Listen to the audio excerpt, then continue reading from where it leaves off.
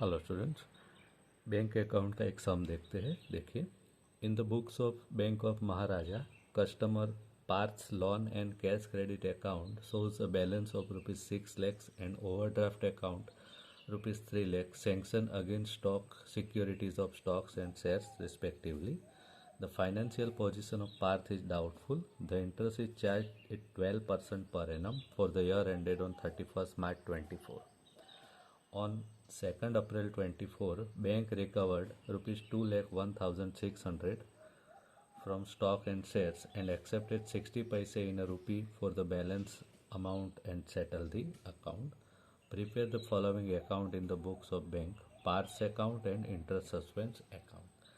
तो इस तरह का सम है। यहाँ पर बैंक ऑफ महाराजा का एक कस्टमर है पार्थ। पार्थ ने 6 लाख रुपए का लोन और 3 लाख रुपए का ओवरड्राफ्ट ले रखा है, यानी टोटल जो है उसने बैंक से कितना कर्जा ले रखा है, 9 लाख रुपए। 6 लाख लोन का, 3 लाख ओडी का। ठीक है।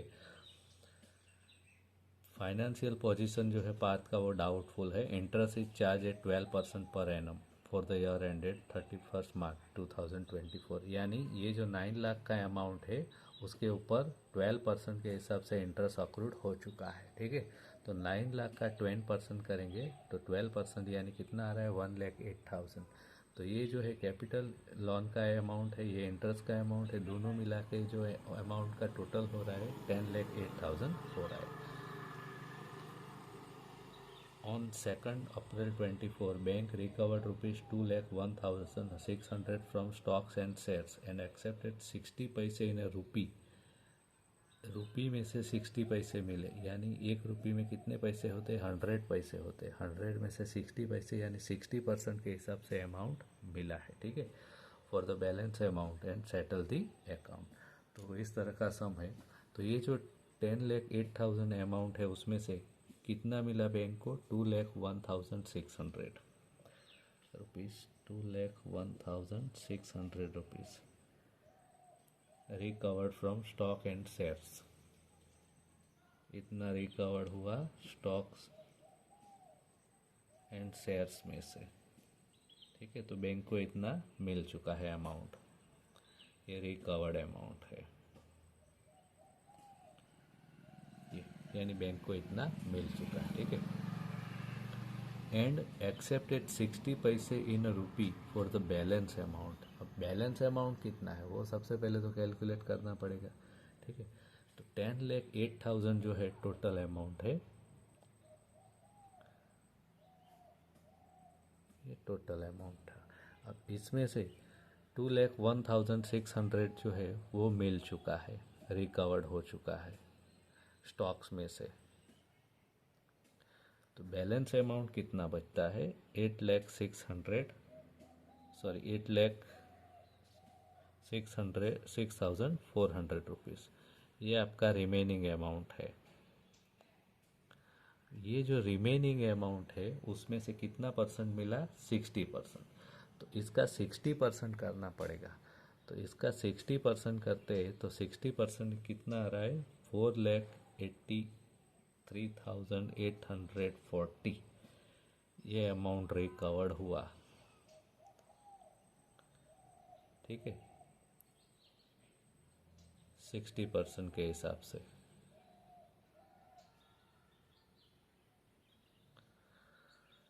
सिक्सटी परसेंट किसका, इसका। ठीक है। तो ये अमाउंट रिकवर्ड हुआ, ये अमाउंट रिकवर्ड हुआ, दोनों का टोटल करते हैं तो टोटल इनका होता है 6,85,440 रुपीज़ टोटल रिकवर्ड, दोनों मिला के इतना अमाउंट रिकवर्ड हो चुका है।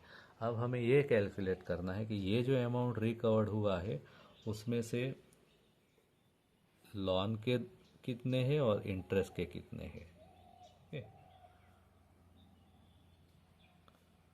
Amount received towards loan, amount received towards interest, यानी ये टोटल अमाउंट मिला, उसमें से लोन का कितना मिला, लोन एंड ओडी का, और इंटरेस्ट का कितना मिला। ठीक है। तो वो हम सेपरेट करेंगे इसको।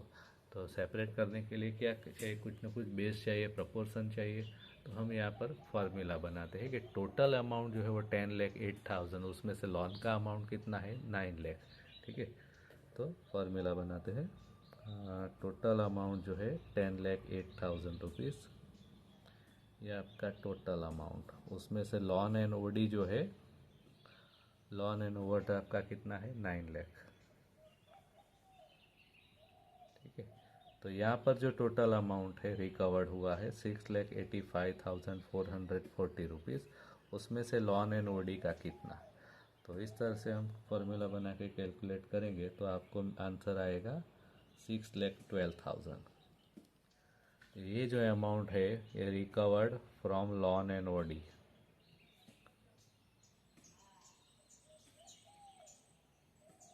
यानी 6,12,000 रुपये इसमें से आपको किसके मिले, लोन एंड ओवरड्राफ्ट के मिले।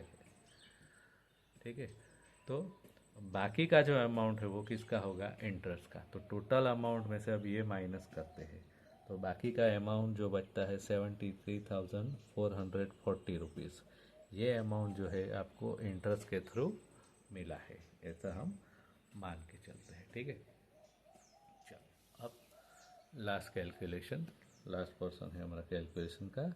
लोन एंड ओवरड्राफ्ट का जो टोटल अमाउंट था वो कितना था, 9 लाख था, लोन एंड ओवरड्राफ्ट। अब 9 लाख में से amount receive towards loan and overdraft कितना था, 6,12,000। तो 6,12,000 आपका लोन एंड ओवरड्राफ्ट का अमाउंट रिसीव्ड हो चुका है, यानी बाकी का जो अमाउंट है वो नॉट रिसीव्ड, कितना 2,88,000। Loan and overdraft not received, not received यानी ये क्या हो गया, बेड डेप्थ हो गया। अब यही वाला कैलकुलेशन इंटरेस्ट के लिए करते हैं। टोटल इंटरेस्ट का अमाउंट कितना था, 1,08,000 इंटरेस्ट। अब इंटरेस्ट में से कितना रिकवर्ड हो चुका है, 73,440 रुपीज़ इंटरेस्ट रिसीव्ड ना मिल चुका है बैंक को। तो बाकी का जो अमाउंट है 34,560 रुपीज़, ये इंटरेस्ट नॉट रिसीव्ड, यानी इतना बैंक को लॉस हो रहा है। ठीक है, तो सभी कैलकुलेशन जो ज़रूरी थे वो हमने कर लिए। अब इसके बेस पे जो अकाउंट प्रिपेयर करने हैं उसके ऊपर जाते हैं। तो देखिए आपके स्क्रीन के ऊपर ledger accounts in the books of bank of Maharaja, दो अकाउंट हमने प्रिपेयर करने हैं, Parth's account and interest suspense account. तो दोनों अकाउंट हमने यहाँ पर ओपन कर लिए हैं, एक है पार्ट का, दूसरा है इंटरेस्ट सस्पेंस अकाउंट। तो सबसे पहले जो ओपनिंग बैलेंस है वो लिख लेते हैं। यहाँ पर क्वेश्चन में दिया गया है कि बैंक ऑफ महाराजा में कस्टमर पार्ट के लोन अकाउंट में 6 लाख, ओवरड्राफ्ट अकाउंट में 3 लाख रुपये बैलेंस है। ठीक है, तो पार्ट का जो अकाउंट है उसमें से हम 1 अप्रैल 23 को जो बैलेंस ब्रॉट डाउन का अमाउंट है वो 9 लाख लिख देते हैं, दोनों का साथ में 6 लाख लोन का, 3 लाख ओवरड्राफ्ट का। ठीक है, तो ये आपका ओपनिंग बैलेंस हो गया। अब जिस तरह से हमने कैलकुलेशन किया है, कैलकुलेशन के हिसाब से आगे बढ़ते हैं। कैलकुलेशन में हमने क्या देखा कि उसके ऊपर इंटरेस्ट अप्रूवल हो चुका है, कितना, 1 साल का 1,08,000 के हिसाब से। तो जब ईयर एंड हो रहा है तो इंटरेस्ट सस्पेंस अकाउंट में इंटरेस्ट जाएगा 1,08,000। तो इस तरह से इंटरेस्ट का एंट्री हो गया। अब ईयर एंड हो रहा है तो अकाउंट क्लोज करेंगे, टोटल आ रहा है 10,08,000 डेबिट साइड का। क्रेडिट साइड पे भी लिख देंगे 10,08,000। यहाँ पे लिखेंगे बैलेंस कैरिड डाउन 10,08,000। ठीक है, ये जो बैलेंस है नेक्स्ट ईयर में बैलेंस ब्रॉट डाउन में लिखेंगे 1 अप्रैल 24, ये वाला 10,08,000। ठीक है, तो ये अकाउंट क्लोज हो गया फर्स्ट ईयर के लिए। अब यहाँ पर जो इंटरेस्ट सस्पेंस अकाउंट क्रिएट किया गया है डेबिट 1,08,000, तो ये जो है इंटरेस्ट सस्पेंस अकाउंट में उसका एंट्री होगा राइट साइड पे 1,08,000। अब यहाँ पर भी ईयर एंड में इंटरेस्ट सस्पेंस अकाउंट क्लोज करेंगे। ठीक है, तो balance carried down 1,08,000। Year and हो रहा है तो अकाउंट क्लोज करेंगे 1,08,000, यहाँ पर भी 1,08,000। तो फर्स्ट ईयर का हो गया। अब सब में आगे दिया है कि अमाउंट रिकवर्ड हो रहा है। कौन सी डेट को अमाउंट रिकवर्ड हो रहा है? 2 अप्रैल 24 को। ठीक है, तो 2 अप्रैल 24 को अमाउंट रिकवर्ड हो रहा है, यानी कैश। कितना अमाउंट रिकवर्ड हो रहा है हम लोगों ने कैलकुलेट करके देख लिया। शेयर में से इतना और बाकी में से इतना, दोनों मिला के जो टोटल अमाउंट रिकवर्ड हो रहा है कितना? 6,85,440।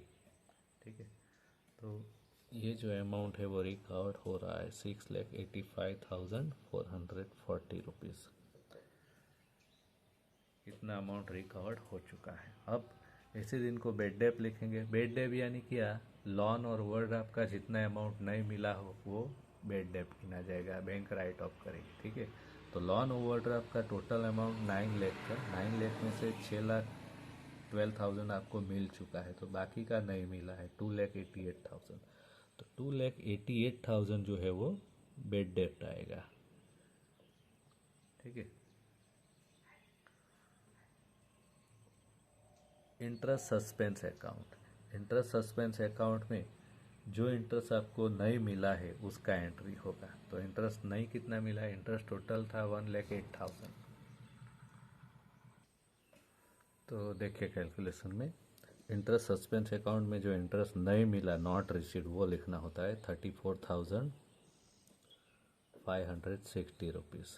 ठीक है, तो इस तरह से पार्ट्स के अकाउंट में जो भी जर्नल एंट्रीज करनी थी वो सब हमने कर लिया। ठीक है, अब पार्थ का अकाउंट यहाँ पर क्लोज हो जाएगा। डेबिट साइड 10,08,000, क्रेडिट साइड भी 10,08,000 हो रहे हैं। अब इंटरेस्ट सस्पेंस अकाउंट की बारी। तो उसमें भी पहले ईयर का तो हम ऑलरेडी कंप्लीट कर चुके हैं। दूसरे ईयर में अब टोटल इंटरेस्ट का जो अमाउंट था वो 1,08,000 था। उसका जो बैलेंस था, ठीक है, वो हम यहाँ पर ब्रोट डाउन कर लेते हैं 1,08,000। फर्स्ट ईयर का बैलेंस यहाँ पर जो था क्लोजिंग बैलेंस, यहाँ पर ओपनिंग बैलेंस बनेगा। अब इसमें से जो अमाउंट मिला है इंटरेस्ट का वो इंटरेस्ट अकाउंट में लिखेंगे, जो नहीं मिला वो पार्ट के अकाउंट में लिखेंगे। तो कितना अमाउंट रिकवर्ड हो चुका है इंटरेस्ट का? 73,440 रुपीज़। तो वो इंटरेस्ट अमाउंट में लिखेंगे। जो नहीं मिला, नॉट रिसीव, 34,560 रुपीज़। तो इस तरह से इंटरेस्ट सस्पेंस अकाउंट का टोटल करेंगे। क्रेडिट साइड 1,08,000, डेबिट साइड भी 1,08,000। तो इस तरीके से ये सम यहाँ पर कंप्लीट होता है। देखिए एक बार फिर से नज़र कर लीजिए। पार्ट का अकाउंट इस तरह से बनेगा, इंटरेस्ट सस्पेंस अकाउंट इस तरह से बनेगा। ओके, तो ये सम यहाँ पर कंप्लीट होता है।